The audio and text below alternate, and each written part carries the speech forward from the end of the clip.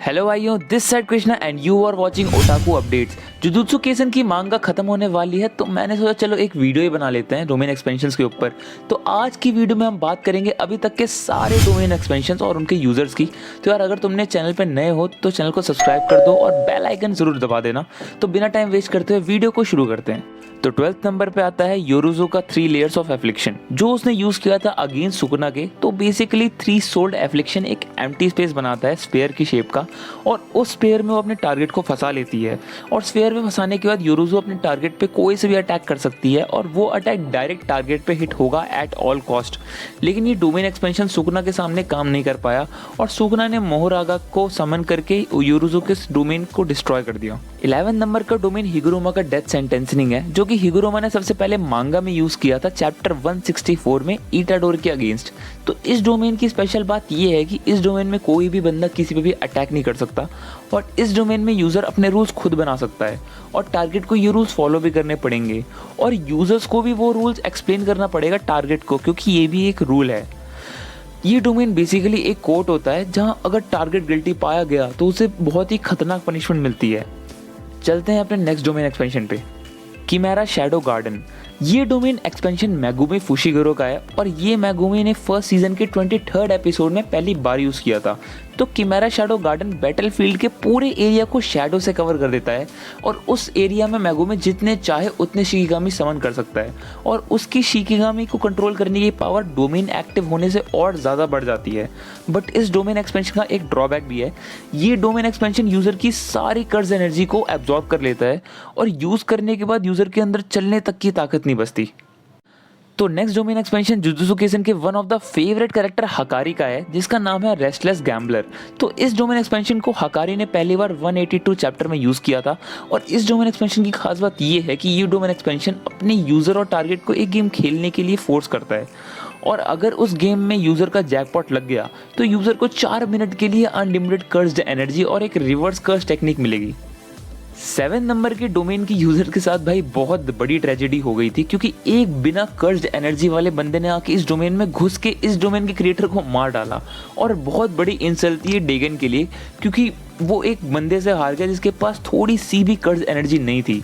तो बेसिकली इस डोमेन का नाम है हॉरिजन ऑफ द कैप्टिवेटिंग स्कांदा, और ये डोमेन बहुत ही शान डोमेन है, क्योंकि इस डोमेन में आपको एक बीच, बहुत बड़ा समंदर और एक पाम और बहुत सारे पाम ट्रीज देखने को मिलेंगे। बट ट्विस्ट ये है कि इस डोमेन में डेगन अपने शिकिगामिस को फुल कंट्रोल कर सकता है, और उसके अटैक टारगेट को गारंटीड हिट होंगे।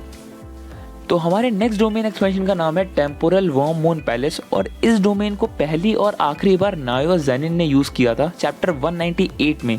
लेकिन इस बार एक बिना कर्ज एनर्जी वाली मॉमी ने इस डोमेन के यूज़र को मार दिया, और वो भी बहुत आसानी से। तो इस डोमेन एक्सपेंशन की खास बात ये है कि इस डोमेन के यूज़र को खुद से अटैक नहीं करना पड़ता। इस डोमेन में एक ऑटो हिट एबिलिटी होती है, जो कि टारगेट पर ऑटोमेटिकली अटैक करती रहती है। और बस इतना ही नहीं, इस डोमेन में टारगेट को 24 FPS rule of projection sorcery का फॉलो करना पड़ेगा, और अगर वो इस रूल को फॉलो नहीं कर पाया तो उसकी बॉडी 1 सेकंड के लिए फ्रीज हो जाएगी, और यूजर टारगेट को इसी टाइम पे अटैक कर सकता है। नेक्स्ट डोमेन एक्सपेंशन बहुत ज़्यादा खास है, क्योंकि ये डोमेन एक्सपेंशन है जोगो का, और जोगो is one of the most powerful character in Jujutsu Kaisen. तो जोगो के डोमेन एक्सपेंशन का नाम है coffin of the iron mountain, जो कि जोगो ने पहली बार सीजन 1 के 7th एपिसोड में गोजो के अगेंस्ट यूज़ करा था। तो basically coffin of the iron mountain reality के इन्वायरमेंट को चेंज करके एक वॉल्केनो के इनसाइड का इन्वायरमेंट क्रिएट करता है, और इस डोमेन में यूज़र टारगेट को ग्राउंड से भी हिट कर सकता है, मैग्मा से। और इस डोमेन में यूज़र का कोई भी अटैक टारगेट को गारंटीड हिट करेगा, चाहे कुछ भी हो जाए, और यही बात इस डोमेन को बहुत ज़्यादा खतरनाक बनाती है। इस डोमेन एक्सपेंशन का नाम गेगी आकोतामी ने रिवील नहीं किया था, लेकिन इस डोमेन को स्मॉल पॉक्स देते ने यूज़ करा था, जो कि एक स्पेशल ग्रेड कर्ड स्पिरिट था। तो let's assume that the domain expansion name भी स्मॉल पॉक्स देती डोमेन एक्सपेंशन। तो ये डोमेन एक्सपेंशन का यूज़ करा गया था जुजुत्सु काइसेन के 2nd एपिसोड में मेमे के अगेंस्ट। ये डोमेन एक्सपेंशन बहुत इंटरेस्टिंग है, तो इसे ध्यान से सुनना। तो इस डोमेन एक्सपेंशन में स्मॉल पॉक्स देती अपने टारगेट को एक कॉफिन में बंद करके ज़मीन के अंदर गाड़ देता है, और उसके ऊपर बहुत बड़ा स्टोन बोल्डर रख देता है। अगर टारगेट 3 सेकंड के अंदर उस कॉफिन से बाहर नहीं निकल पाया तो उसे स्मॉल पॉक्स हो जाएगा, और वो मर जाएगा या मर जाएगी। और अगर वहाँ पे उई मेमे की मदद नहीं करता तो शायद मेमे मर सकती थी। फोर्थ नंबर के इस डोमेन का नाम ऑथेंटिक म्यूचुअल लव है और इस डोमेन एक्सपेंशन को यूता ने पहली बार चैप्टर 249 में सुकुना के अगेंस्ट यूज करा था। और ये डोमेन एक्सपेंशन बहुत ज़्यादा पावरफुल है क्योंकि इस डोमेन एक्सपेंशन में यूज़र जो भी अटैक करेगा वो टारगेट को श्योरली हिट होगा।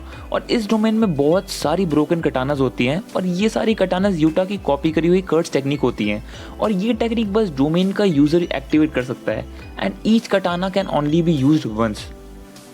तो भाइयों, अगर तुम लोग वीडियो में इतना दूर आ गए हो तो चैनल को सब्सक्राइब जरूर कर देना और बेल आइकन जरूर दबा देना। तो हम लोग बढ़ते हैं अपने नेक्स्ट 3 डोमेन एक्सपेंशन की तरफ और ये 3 डोमेन एक्सपेंशन जुजुत्सु काइसेन के सबसे पावरफुल डोमेन एक्सपेंशन है।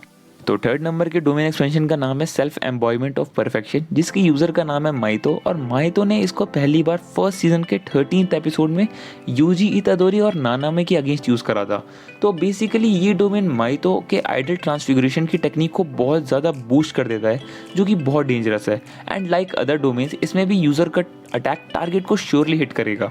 बट इस डोमेन एक्सपेंशन की एक बहुत बड़ी वीकनेस ये है कि यूज़र को अपने टारगेट की सोल को टच करना पड़ेगा और जब माइतो ने इतादोरी की सोल को टच करने की कोशिश की तो सुकुना ने माइतो पे अटैक कर दिया और माइतो बस मरते मरते बच गया।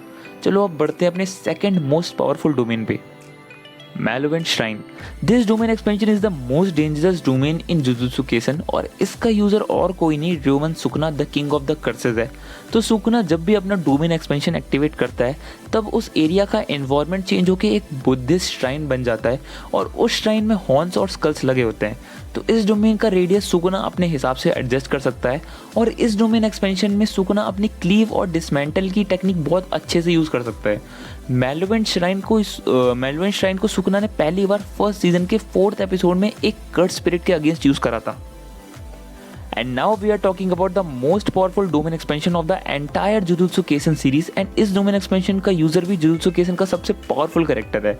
अनलिमिटेड वॉइड गोजो सातोरू ने पहली बार सीजन 1 के 7th एपिसोड में यूज़ करा था जोगो के अगेंस्ट और इस डोमेन एक्सपेंशन में गोजो अपने टारगेट के माइंड को बहुत सारी इन्फॉर्मेशन से भर देता है और उसके टारगेट का दिमाग बस कहीं और ही चला जाता है और उसके बॉडी में बिल्कुल भी स्ट्रेंथ नहीं बचती। गोजो का टारगेट उसकी डोमेन एक्सपेंशन में फील भी कर सकता है और सब कुछ देख भी सकता है लेकिन वो अपनी बॉडी मूव नहीं कर सकता।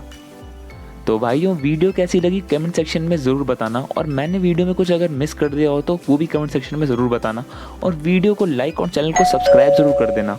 तो मिलते हैं अपनी नेक्स्ट वीडियो में, तब तक के लिए सायोनारा।